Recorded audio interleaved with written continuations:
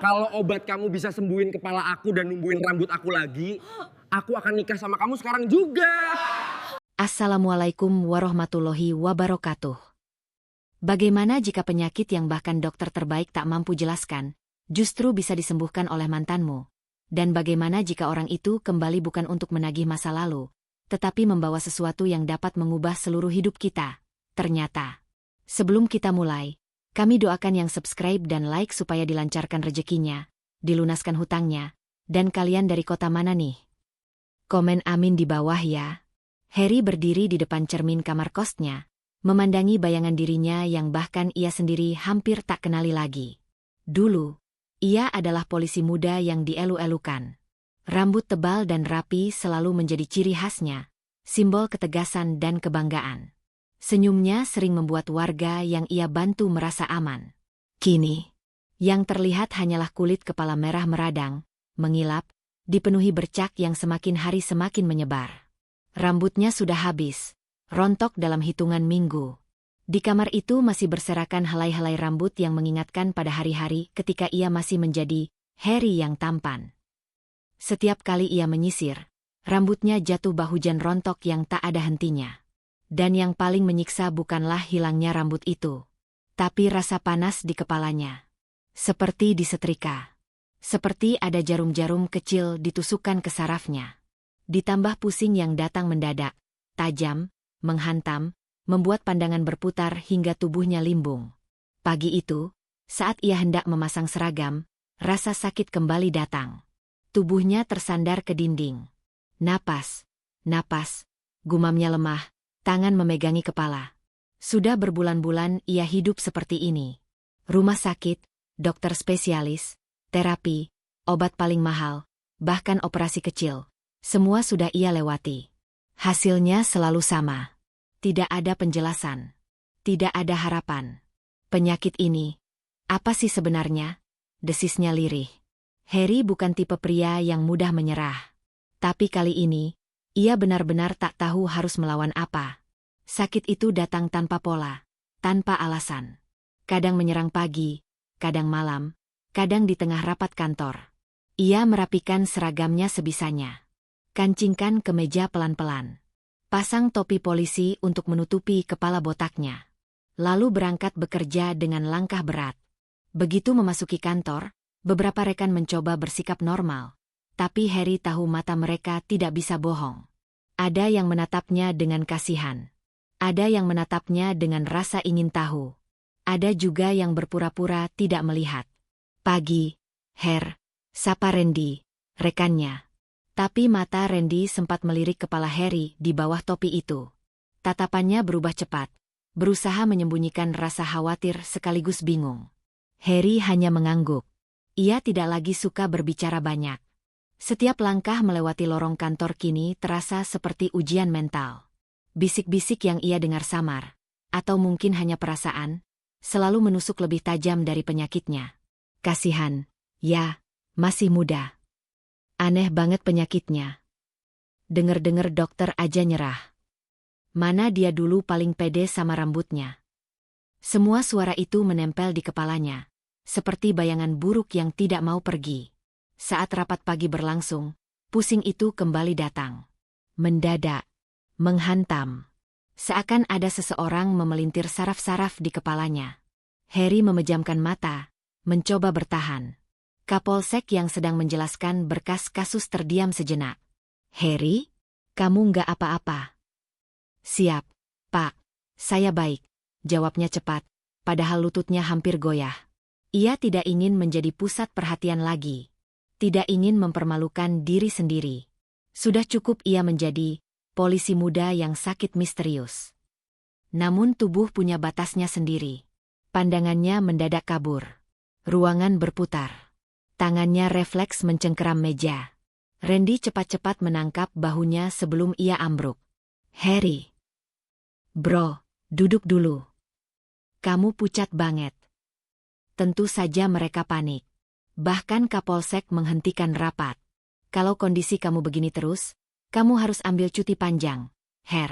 Ujar Kapolsek tegas namun penuh iba. Kamu nggak bisa kerja kalau setiap 1 jam mau pingsan. Harry hanya menunduk.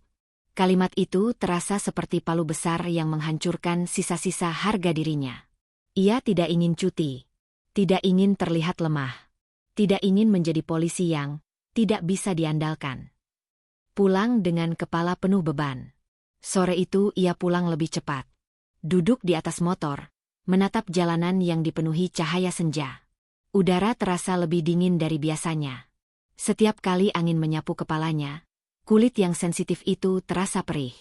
Di lampu merah, ia melihat bayangannya di spion. Mata sayu. Wajah pucat.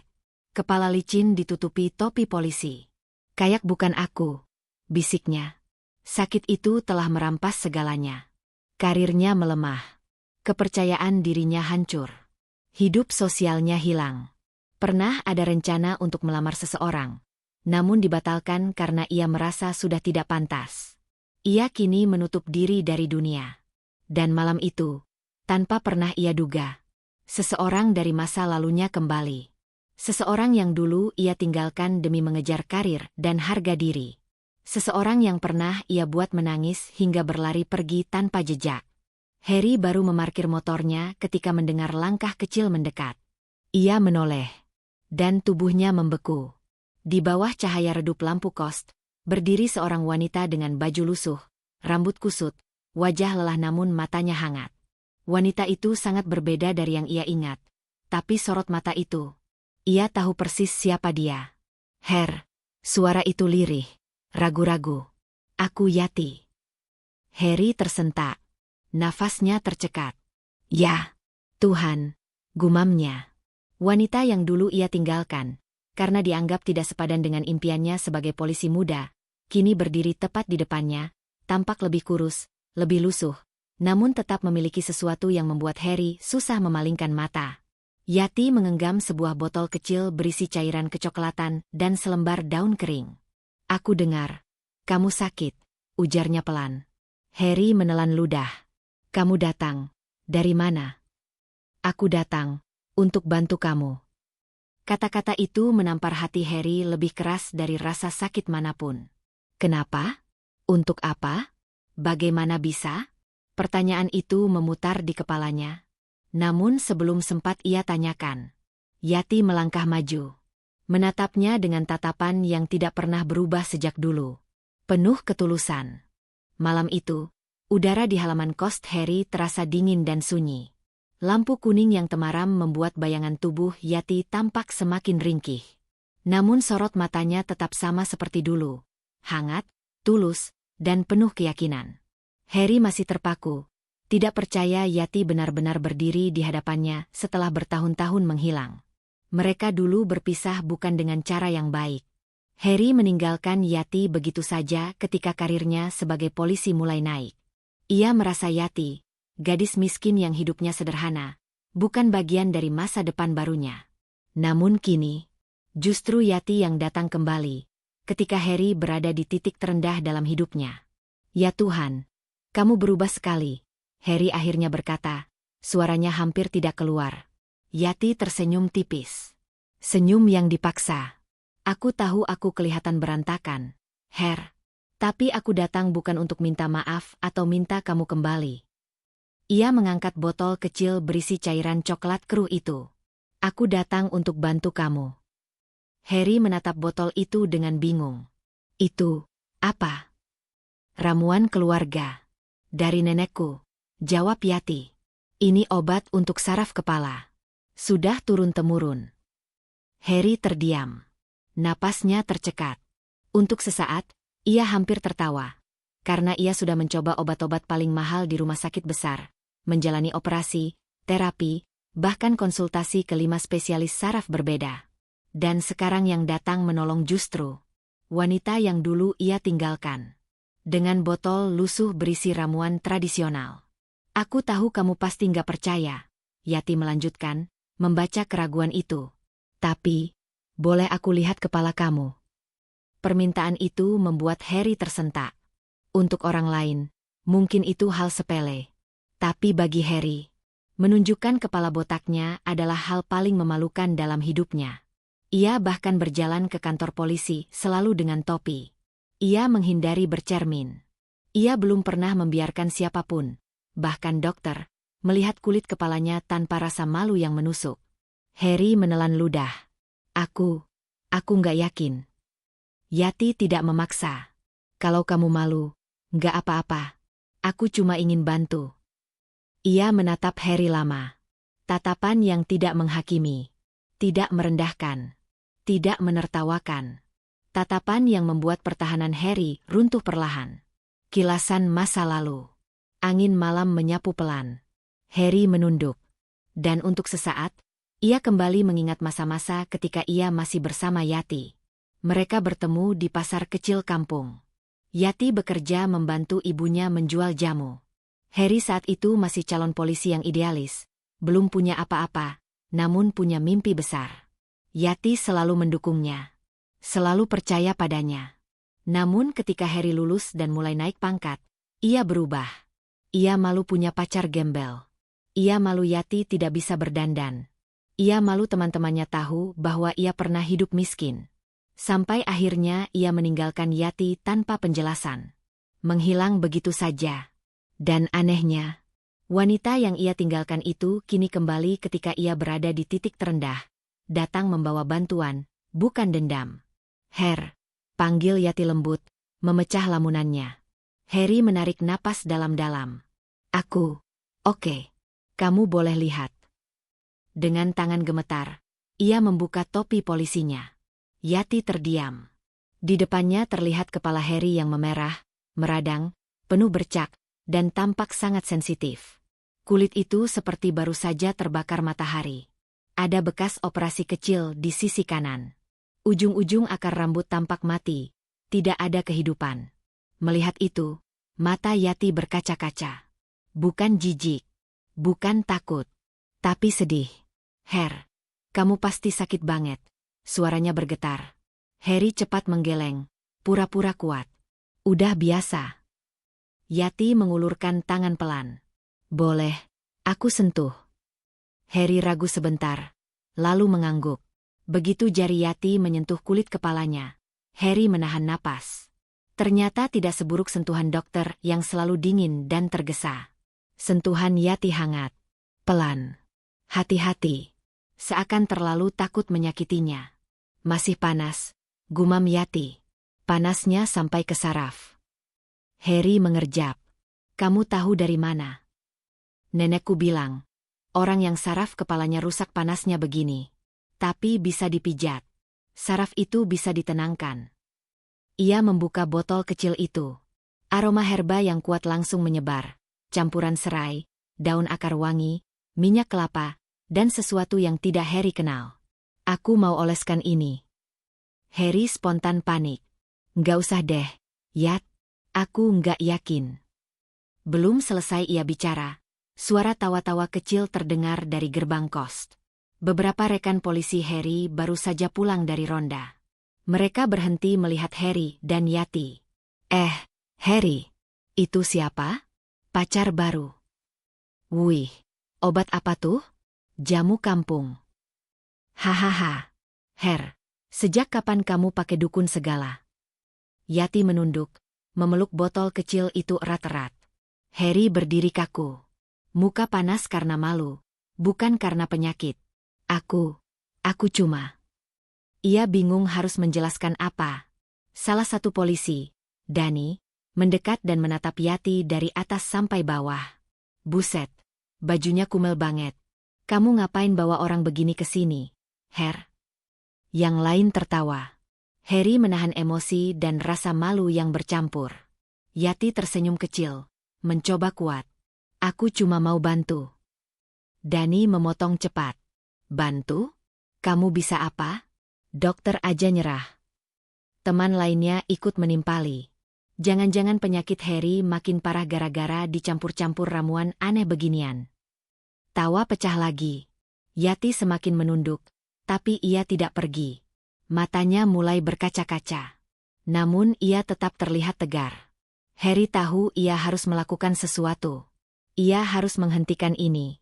Namun rasa malu yang selama ini menghantuinya muncul lagi. Menahan mulutnya, membuatnya ragu membela Yati di depan rekan-rekannya. Harry, Yati berkata pelan. Kalau kamu takut dihina gara-gara aku bisa pergi. Ia tersenyum.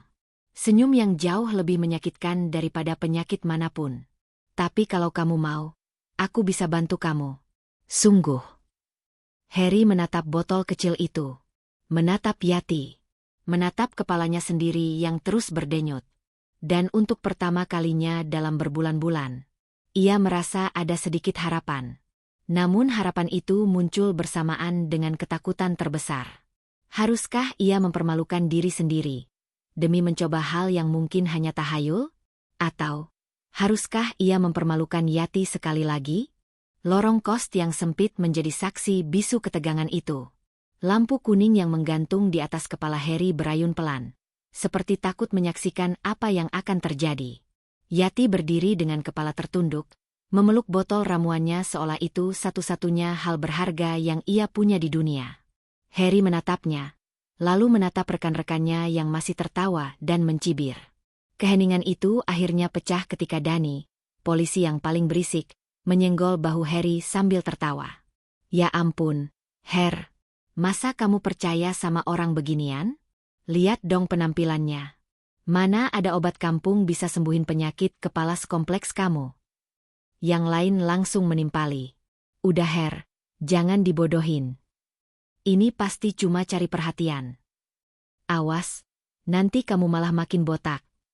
Tawa pecah lagi, lebih keras dari sebelumnya. Harry meremas kedua tangannya. Ada dua perasaan yang menghantam dadanya sekaligus. Rasa malu yang membara, dan rasa bersalah yang menyiksa. Ia melirik Yati. Wanita yang dulu pernah ia cintai itu kini terlihat begitu kecil, begitu rapuh, begitu kesepian di antara tawa-tawa yang menyakitkan itu. Tetapi yang paling menyentuh hati Harry adalah Yati tidak marah, tidak balas membentak, tidak membela diri. Ia hanya berdiri diam, dengan tatapan yang mengatakan, "Aku cuma ingin membantumu, Har." Dan entah kenapa, itu jauh lebih menusuk daripada hinaan apapun. Puncak rasa malu. Ketika tawa semakin keras, Harry semakin merasa seperti terpojok. Salah satu polisi berkata sambil terbahak-bahak, Har, coba dong pakai ramuan itu. Kalau tumbuh rambut, gue botakin kepala gue." Yang lain ikut menjawab, "Hahaha, iya. Tumbuh rambut dari obat jamu lusuh begini? Impossible banget." Lalu Danny menatap Yati sinis. "Kamu dengar itu? Kamu tuh cuma bikin malu dia. Udah pergi aja." Kata, "pergi." Itu menusuk telinga Yati lebih dalam daripada yang bisa dibayangkan. Ia mengangguk pelan. "Baik, kalau memang itu yang Harry mau." Ia berbalik. Dan langkah kecil itu, langkah ketika Yati mulai pergi, membuat dada Harry seperti diremas kuat-kuat. Kenapa hatinya malah sakit melihat Yati pergi? Bukankah ini yang ia mau dari tadi? Tidak dipermalukan lagi? Namun mengapa sekarang?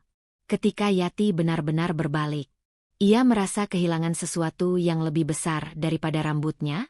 "Yat, tunggu." Suara itu akhirnya keluar, perlahan tapi jelas. Semua teman polisinya langsung terdiam. Semua mata menatap Harry. Yati berhenti. Berbalik pelan. Matanya yang berkaca-kaca memantulkan lampu yang temaram. Harry menarik napas keras. Dan untuk pertama kalinya malam itu, ia berbicara bukan dari rasa malu, tapi dari keberanian yang ia kubur selama ini. "Aku belum bilang kamu boleh pergi." Lorong itu mendadak hening. Danny mendekat. "Harry, lu serius?" Dia cuma diam, dan nada Harry tiba-tiba berubah tajam. Semua langsung terbungkam. Tantangan gila itu terucap. Harry melangkah mendekat ke Yati. Jarak mereka tinggal selangkah. Aroma ramuan herba samar tercium dari botol kecil di tangan Yati. "Yat, baiklah." Harry menatap matanya dalam-dalam. "Aku mau kamu coba." Teman-teman polisinya langsung berseru, "Har, lu gila." "Harry, jangan main-main. Beneran mau jadi bahan ketawaan gara-gara ramuan kampung begitu?" Tapi Harry mengabaikan semua itu. Yati, dengan suara pelan, bertanya, "Kamu yakin?" Harry menatap botol itu, lalu menjawab. Aku udah coba semua cara, dan gak ada yang berhasil. Kalau kamu bilang ini bisa bantu, ya, aku mau percaya. Dani menyeringai, mencoba mempermalukan Harry sekali lagi. Oke, kalau rambut lu bisa tumbuh lagi gara-gara ramuan itu, gue sumpah gue botakin kepala gue sendiri. Yang lain ikut menggoda. Her, jangan-jangan ntar kalau tumbuh rambut, lu malah nikahin dia. Hahaha, pacaran lagi sama cewek gembel. Tawa kembali meledak. Dan entah apa yang terjadi dalam diri Harry saat itu. Mungkin karena ia sudah terlalu lama memendam rasa sakit. Mungkin karena rasa bersalah yang selama ini ia sembunyikan. Atau mungkin karena ia tahu bahwa Yati layak mendapat sesuatu yang lebih dari sekadar hinaan. Harry pun membuka mulut dan mengucapkan kalimat yang membuat semua orang terdiam. Kalau obat kamu bisa sembuhin kepala aku dan numbuhin rambut aku lagi. Harry menatap Yati tajam. Suaranya tegas dan lantang. Aku akan kasih apapun yang kamu minta. Kemudian dengan nada menantang dan penuh ego. Kalau perlu, aku akan cium kamu, bahkan aku akan nikah sama kamu sekarang juga. Semuanya terdiam. Suasana membeku. Dani sampai menjatuhkan botol minumnya. Beberapa polisi menatap dengan mulut terbuka. Beberapa lagi langsung tertawa histeris karena menganggap Harry sedang bercanda. Harry gila. Hahaha. Gua nggak kuat sumpah. Yati mau jadi istri polisi? Ini baru komedi. Gila. Sumpah ini hari paling lucu. Yati mematung. Matanya membesar. Ia benar-benar tidak menyangka Harry akan mengucapkan hal seperti itu. Her. Suara Yati bergetar. Aku nggak datang untuk itu. Tapi Harry buru-buru memotong. Bukan urusan kamu. Aku cuma mau buktiin sesuatu. Dani langsung berseru. Ayo, ayo. Sekarang olesin ramuannya. Biar kita lihat keajaiban. Tawa pecah. Sorotan sinis, cibir, dan ejekan bercampur. Dan di tengah semua itu, Yati mengangkat botol ramuannya perlahan.